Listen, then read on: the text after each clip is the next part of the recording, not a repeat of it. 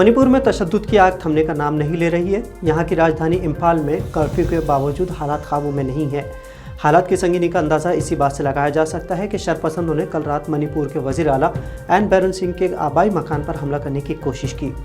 حالانکہ rapid action force کے security دستوں نے مشتعل ہجوم کو منتشر کر کے حملے کو ناکام بنا دیا، لیکن اس حملے سے بی جے پی سرکار کی ناکامی کا لوگوں میں کتنا غصہ ہے، اس کا اندازہ لگایا جا سکتا ہے۔ بتایا جاتا ہے کہ کل رات ہنگانگ علاقے میں 4 تا 500 نوجوانوں پر مشتمل ایک ہجوم نے وزیر اعلیٰ کے آبائی گھر پر حملہ کرنے کی کوشش کی، لیکن وہاں موجود سیکیورٹی فورسز نے ہجوم کو منتشر کر دیا۔ پولیس کا کہنا ہے کہ جس وقت گھر پر حملہ کیا گیا اس وقت گھر میں کوئی موجود نہیں تھا۔ وزیر اعلیٰ اسی ہنگانگ علاقے سے نمائندگی کرتے ہیں۔ پچھلے 5 مہینوں سے منی پور جیسی چھوٹی سی ریاست نسلی تشدد کی آگ میں جھلس رہی ہے۔ کچھ عرصے پہلے حالات قابو میں آتے نظر آ رہے تھے، لیکن جیسے ہی منی پور میں انٹرنیٹ دوبارہ شروع ہوا اور 2 طالب علموں کی لاش کی فوٹو وائرل ہوئی، پھر سے حالات کشیدہ ہو گئے۔ میتی سماج نے اس کے خلاف زبردست احتجاج کیا۔ حالانکہ سیکورٹی فورسز نے طاقت کے زور پر اس احتجاج کو قابو میں کر لیا، لیکن میتی سماج نے دونوں اسٹوڈنٹس کی موت کے لیے کوکی اور زومی قبیلے کے نوجوانوں کو ذمہ دار قرار دیا۔ میتی سماج کارروائی کا مطالبہ کر رہا ہے۔ حالانکہ اس معاملے میں منی پور کے سی ایم این بیرن سنگھ نے قاتل قصورواروں کے خلاف سخت کارروائی کا یقین دلایا ہے، لیکن ایسا لگتا ہے کہ مقامی لوگوں کا حکومت اور وزیر اعلیٰ پر سے اعتماد اٹھ گیا ہے۔ یہی وجہ ہے کہ کرفیو کے باوجود احتجاجی مظاہروں اور سیکیورٹی دستوں سے جھڑپوں کا سلسلہ جاری ہے۔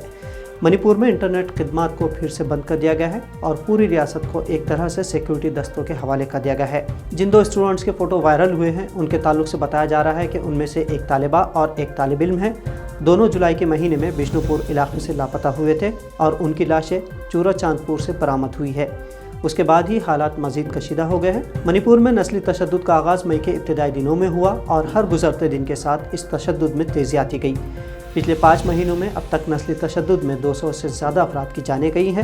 تازہ جھڑپوں کے بعد منی پور کے 19 تھانہ علاقوں کو چھوڑ کر پوری ریاست کو ڈسٹرب علاقہ قرار دیا گیا ہے اور افواج کے خصوصی اختیار والے قانون یعنی افسپا یعنی armed force special power act کے نفاذ میں 6 مہینے کی توسیع کر دی گئی ہے۔ یہ پہلا موقع نہیں ہے جب منی پور میں افسپا نافذ کیا گیا ہے۔ اس سے پہلے سال 2004 سے منی پور میں یہ نافذ تھا، لیکن سن 2022 میں افسپا کو کچھ اضلاع سے ہٹا دیا گیا تھا، لیکن پھر آج اس طرح کی تشدد کے بعد اسے نافذ کر دیا گیا ہے۔ حالانکہ اس قانون کو کالا قانون مانتے ہوئے منی پوری عوام پہلے کئی بار احتجاج کر چکی ہے، اب موجودہ حکومت کے اسے پھر سے لاگو کرنے سے مخالفت ہو رہی ہے۔ منی پور کی تینوں اہم قبائل برادریوں یعنی کوکی، زومی اور ناگا برادریوں نے مرکز اور منی پور حکومت پر زیادتی کا الزام عائد کیا ہے۔ ان کا کہنا ہے کہ منی پور کی امپھال وادی میں حالات کشیدہ ہے، وہاں اس قانون کو نافذ کیا جانا چاہیے تھا، لیکن حکومت قبائلی علاقوں میں افسپا نافذ کر رہی ہے جو کہ سراسر زیادتی ہے۔ واضح ہے کہ منی پور کی میتی برادری کی اکثریت وادی میں رہتی ہے، جبکہ قبائلی برادریاں پہاڑی علاقوں میں بستی ہے۔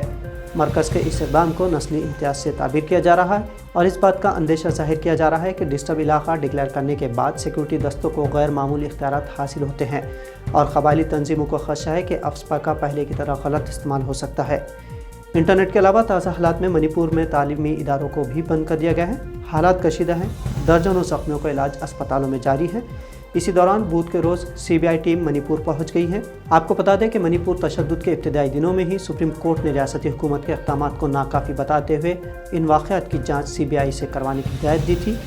اس پورے معاملے میں کانگریس کے صدر ملکارجن کھڑگے نے وزیر اعظم نریندر مودی پر سخت نکتہ چینی کی اور منی پور کے وزیر اعلیٰ این بیرن سنگھ کو نااہل قرار دیتے ہوئے انہیں فوری عہدے سے برطرف کرنے کا مطالبہ بھی کیا تھا۔